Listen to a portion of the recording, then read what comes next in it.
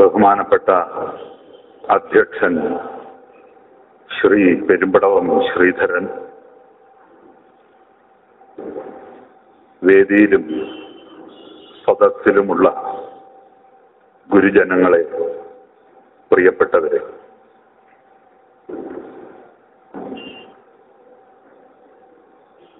ഒരു സാഹിത്യ വിമർശകനോ ചിന്തകനോ പണ്ഡിതനോ നാടകക്കാരനോ ഒന്നുമല്ലാത്ത എന്നെ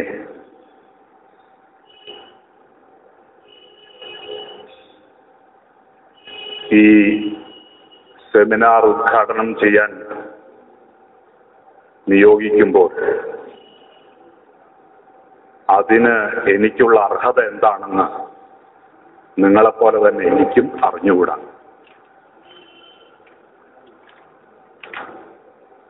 സംഘാടകരുടെ താല്പര്യം എന്നതിൽ കവിഞ്ഞ യാതൊരു ഔചിത്യവും ഈ സാഹസത്തിന് ഇല്ല.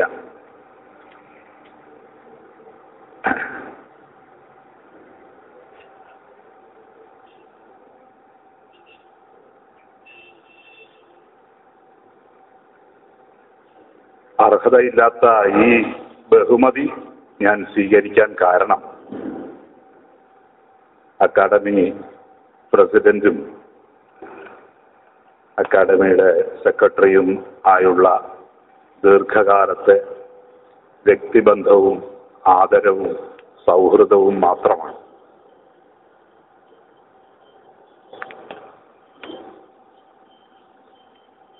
എൻ്റെ ഭാഷയിലെ, എൻ്റെ സംസ്കാരത്തിലെ,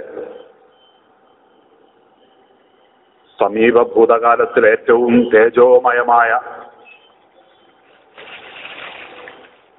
ഒരു വ്യക്തിത്വത്തെക്കുറിച്ച്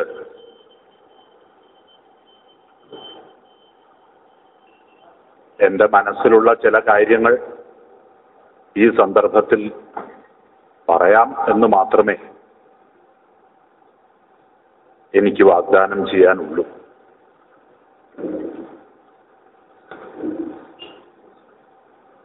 കാട്ടുമാടൻ നാരായണൻ CJ തോമസിനെ കുറിച്ച് വളരെ ശ്രദ്ധേയമായ ഒരു നിരീക്ഷണം നടത്തുന്നുണ്ട്. CJ തോമസ് ഒരു നാടകകൃത്തല്ല, ഒരു പ്രസ്ഥാനമായിരുന്നു എന്ന്. അത് അക്ഷരാർത്ഥത്തിൽ തന്നെ ശരിയാണെന്നാണ് അദ്ദേഹത്തിൻ്റെ രചനകളും അദ്ദേഹത്തിൻ്റെ ജീവചരിത്രവും അദ്ദേഹത്തെക്കുറിച്ച് അനുകൂലിച്ചും പ്രതികൂലിച്ചും മറ്റുള്ളവർ എഴുതുകയും പറയുകയും ചെയ്തിട്ടുള്ളതും ഒക്കെ പരിശോധിക്കുമ്പോൾ മനസ്സിലാകുന്നത്.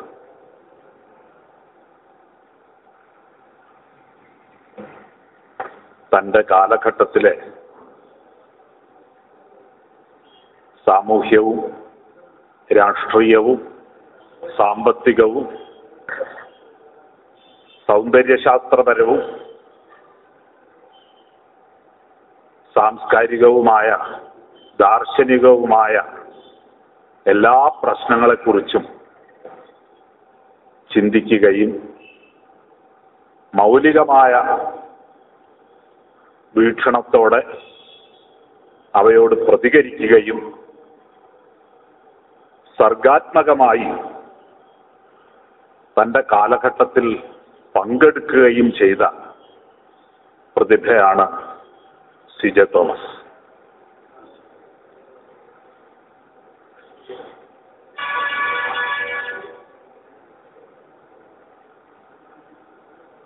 അദ്ദേഹം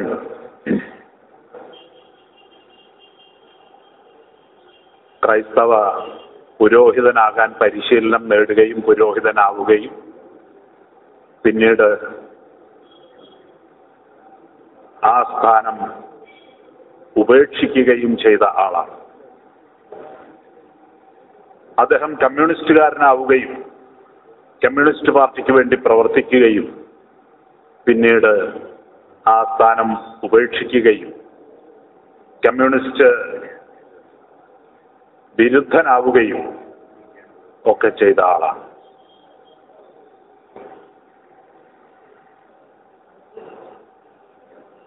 ക്രൈസ്തവ സഭയ്ക്കും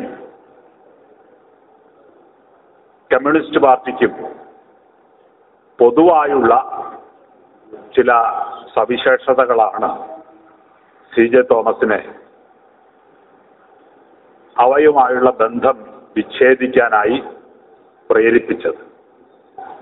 അത് അനുസരണം എന്ന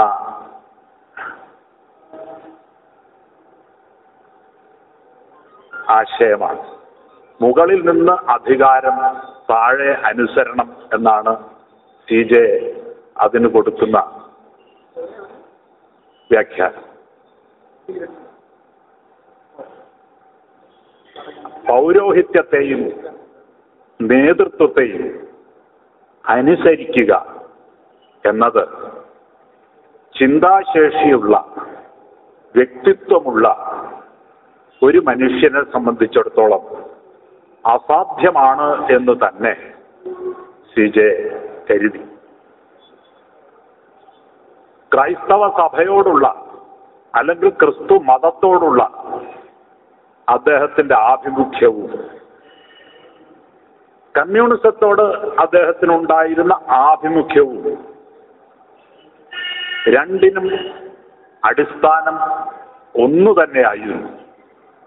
അത് അദ്ദേഹത്തിന്റെ നീതിബോധമായിരുന്നു. കമ്മ്യൂണിസത്തിൽ അന്തർലീനമായ സാമൂഹ്യ നീതിയെക്കുറിച്ചുള്ള ആദർശം ക്രൈസ്തവ സംസ്കാരത്തിൽ അന്തർലീനമായ ദൈവനീതിയെക്കുറിച്ചുള്ള ആദർശം. അങ്ങനെ നീതിബോധത്തിൽ അധിഷ്ഠിതമായ അനുഭാവമാണ് ക്രിസ്തുവിനോടും പ്രവാചകന്മാരോടും അതുപോലെ തന്നെ കമ്മ്യൂണിസത്തോടും സി ജെ തോമസിന് ഉണ്ടായിരുന്നത്. അദ്ദേഹം കമ്മ്യൂണിസ്റ്റ് വിരുദ്ധനായപ്പോഴും അദ്ദേഹം കമ്മ്യൂണിസത്തിന്റെ അന്തസത്തയായ സാമൂഹ്യ നീതി എന്ന ആദർശത്തിന് എതിരായിരുന്നില്ല എന്ന് മാത്രമല്ല, അദ്ദേഹം പ്രഖ്യാപിക്കുകയും ചെയ്തു, സാമൂഹ്യ നീതി മനുഷ്യ സംസ്കാരത്തിന്റെ ഭാഗമായി മാറിക്കഴിഞ്ഞു. സാമൂഹ്യ നീതി എന്ന ആദർശത്തെ വിശ്വ സംസ്കാരത്തിൽ നിന്ന് പറിച്ചു കളയാൻ ഇനി സാധ്യമല്ല, അത് പൊതുസ്വത്തായി കഴിഞ്ഞു. പിന്നെ എന്തായിരുന്നു അദ്ദേഹത്തിന്റെ വിയോജിപ്പ്?